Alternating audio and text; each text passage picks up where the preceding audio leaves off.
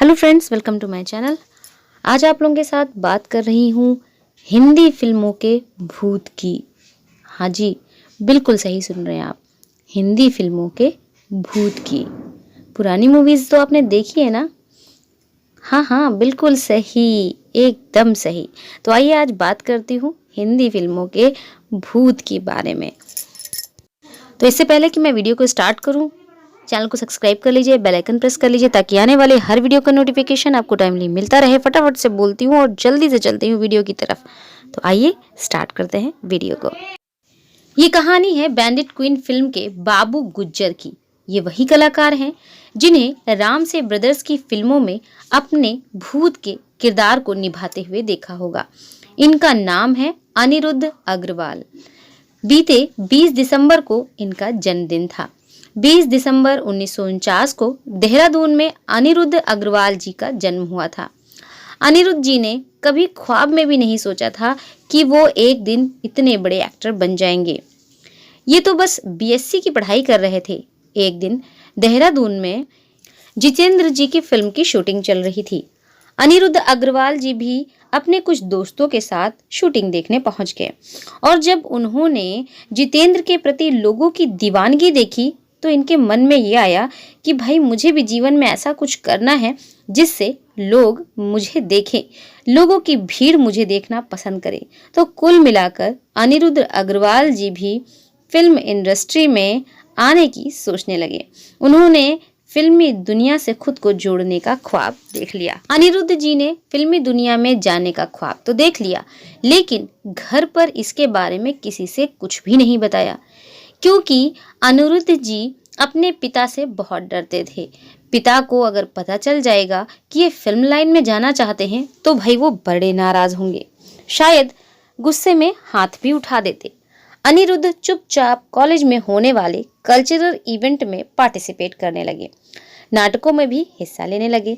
इसी बीच Roorkee engineering college, जो वर्तमान समय में आईआईटी रुड़की है, में अनिरुद्ध अग्रवाल जी ने दाखिला ले लिया। ये रुड़की आए। इस कॉलेज में भी Anirudh Agarwal extracurricular activities में हिस्सा लेते रहते। पहला साल आराम से गुजर गया, लेकिन दूसरे साल में परीक्षा में अनिरुद्ध जी की सप्लीमेंट्री लग गई। अनिरुद्ध जी बड़े परेशान हुए। इन्होंने कॉलेज से कुछ दिनों की छुट्टी ले ली। घर जाने की बात कहकर ये कॉलेज से निकल गए, मगर घर जाने की बजाय पहुंच गए मुंबई। मुंबई में किसी तरह ये अपने एक परिचित के घर पहुंच गए और वहां जाकर रहने लगे। फिर वहां से अपने बड़े भाई के एक मित्र के घर चले गए। घर वालों को इस दौरान सिर्फ इतना ही पता था कि लड़का कॉलेज से भाग गया है। उन्हें ना तो ये पता था कि अनिरुद्ध कहाँ है और ना ही ये पता था कि भाई अनिरुद्ध फेल भी हो गए हैं। दूसरी तरफ अनिरुद्ध भाई के जिस दोस्त के यहाँ ठहरे हुए थे, वहाँ अब काफी दिन हो गए थे और उन्हें इस बात के लिए बड़ी शर्मिंदगी लग रही थी, तो उन्होंने वहां से शिफ्ट होने का फैसला कर लिया। अनिरुद्ध जी एक गेस्ट हाउस में आ गए, मगर कुछ दिन बाद जब इनके जेब खर्च के पैसे भी खत्म हो गए तो ये मुसीबत में आ गए। वो गेस्ट हाउस भी छोड़ना पड़ा उन्हें। उस बुरे वक्त में कॉलेज के एक सीनियर ने इनकी मदद की, जो उस वक्त मुंबई में ही थे। वो सीनियर मेरठ के थे। वो अनिरुद्ध को अपने साथ अपने घर मेरठ ले आए। वहाँ उन्होंने अनिरुद्ध को खिला पिलाकर और कपड़े दिलाकर उन्हें वापस देहरादून भेज दिया। अनिरुद्ध डरते डरते अपने घर पहुंचे। डर था पिताजी की नाराजगी का, लेकिन पिताजी ने कुछ नहीं कहा। अनिरुद्ध वापस तो आ गए थे, मगर फिल्मों में काम करने का जुनून अभी भी इनके सर पर सवार था।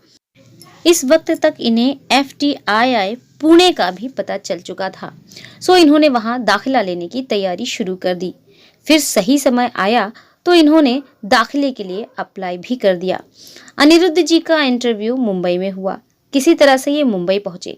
इनका इंटरव्यू लेने वाले पैनल में मिथुन चक्रवर्ती जी भी थे। अनिरुद्ध की बातों से मिथुन दा बहुत ही प्रभावित हुए। अनिरुद्ध जी के सिलेक्शन FTII में हो गया, मगर FTII इनके नसीब में ही नहीं था। घर वालों को जब इस बात की खबर कि अनिरुद्ध फिल्म लाइन में जाना चाहते हैं तो लोग बड़े नाराज हुए। इनके पिताजी ने नाराज होकर कहा कि अगर तुमने इंजीनियरिंग पूरी नहीं की तो घर से तुम्हें 1 रुपए की भी मदद नहीं मिलेगी, ना ही घर से तुम्हारा कोई नाता रहेगा। मजबूरन अनिरुद्ध अग्रवाल वापस रुड़की लौट आए और साल 1974 में इन्होंने अपनी सिविल इंजीनियरिंग कंप्लीट की।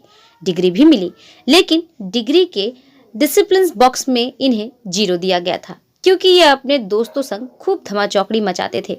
अनिरुद्ध को लगा कि अब तो शायद ही कोई उन्हें नौकरी देगा, पर क्योंकि इंजीनियरिंग पूरी हो गई थी तो अनिरुद्ध अग्रवाल जी अब बिना किसी संकोच के मुंबई जा सकते थे। सो वो मुंबई आ गए और इस दफा अपने एक दोस्त के पास ठहरे जो अब तक मुंबई शिफ्ट हो चुका था। दोस्त ने एक बिल्डर के पास अनिरुद्ध को काम लगवा दिया। अनिरुद्ध की हाइट 6 फीट 4 इंच। एक दिन इन्होंने नोटिस किया कि लोग इनसे जरा डरने लगे हैं। इन्हें समझ नहीं आया कि आखिर मामला क्या है, लोग इनसे बात करने में क्यों कतराते हैं। फिर एक दिन जब ये शीशे में खुद को निहार रहे थे तो इन्हें इस बात का एहसास हुआ कि इनका चेहरा, कान, हाथ की उंगलियां व पैर फैलने लगे हैं। अनिरुद्ध डॉक्टर के पास गए। डॉक्टर ने जब जांच की तो पता चला कि अनिरुद्ध को एक प्रकार का ग्लैंड ट्यूमर हो गया है। उस ट्यूमर की वजह से इनके शरीर के कुछ अंग फैलने लगे हैं। अनिरुद्ध जी का इलाज शुरू हुआ। इलाज के दौरान ही एक आदमी ने इन्हें फिल्मों में काम करने की सलाह दी। अनिरुद्ध तो चाहते भी थे एक्टर बनना। मुंबई को अपना ठिकाना उन्होंने इसीलिए तो बनाया था। सो इसके लिए तो फिल्मों में काम करना मतलब सबसे खूबसूरत ख्वाब को सच करना। उस आदमी ने अनिरुद्ध जी को राम से ब्रदर्स के बारे में बताया और कहा कि जल्द से जल्द तुम इनसे मिल लो। उन दिनों राम से ब्रदर्स पुराने मंदिर फिल्म पर काम कर रहे थे। फिल्म की काफी शूटिंग पूरी भी हो चुकी थी। बाकी रह गया था तो शैतान वाला रोल, क्योंकि जिस तरह का एक्टर राम से ब्रदर्स पुराने मंदिर के शैतान के लिए ढूंढ रहे थे वो उन्हें कहीं मिल नहीं रहा था। उन्हें चाहिए था एक ऐसा इंसान जिसकी काया वाकई में शैतान जैसी हो।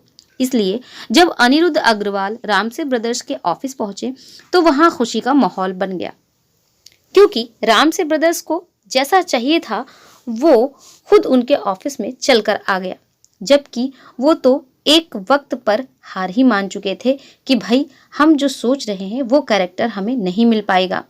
उसके साथ ही शैतान वाले दृश्य पूरे करके फिल्म रिलीज कर दी गई।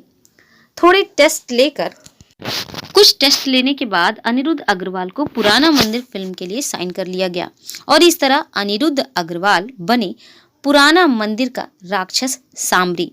पुराना मंदिर हिट रही। सांबरी का किरदार लोगों की जुबान पर चढ़ गया और इस तरह अनिरुद्ध अग्रवाल की बॉलीवुड जर्नी स्टार्ट हो गई। अनिरुद्ध जी ने राम से ब्रदर्स की और कई फिल्मों में काम किया। तो साथियों, तो दोस्तों ये था आज का वीडियो। उम्मीद है आप लोगों को ये वीडियो पसंद आया होगा। अनिरुद्ध जी अब फिल्मों से खुद को दूर कर चुके हैं। उनका कंस्ट्रक्शन का अपना कारोबार चलता है और उनका एक बेटा और एक बेटी है, जिसके बारे में कहा जाता है कि वो दोनों ही शादी करके अमेरिका में सेटल्ड हो चुके हैं। तो आज के लिए बस इतना ही। उम्मीद है आप लोगों को वीडियो पसंद आया होगा। वीडियो पसंद आया तो लाइक, शेयर और कमेंट करना बिल्कुल भी मत भूलिएगा कि क्या आपने इनकी फिल्में देखी हैं। मैंने तो इनकी फिल्में देखी थी और भाई कसम से बता रही हूँ बहुत डर जाती थी। आज पता चलता है कि भाई वो सब फेक था। तो आज के लिए इतना ही। मिलूंगी अगले वीडियो में। तब तक के लिए हंसते रहिए, मुस्कुराते रहिए और हमेशा खुश रहिए।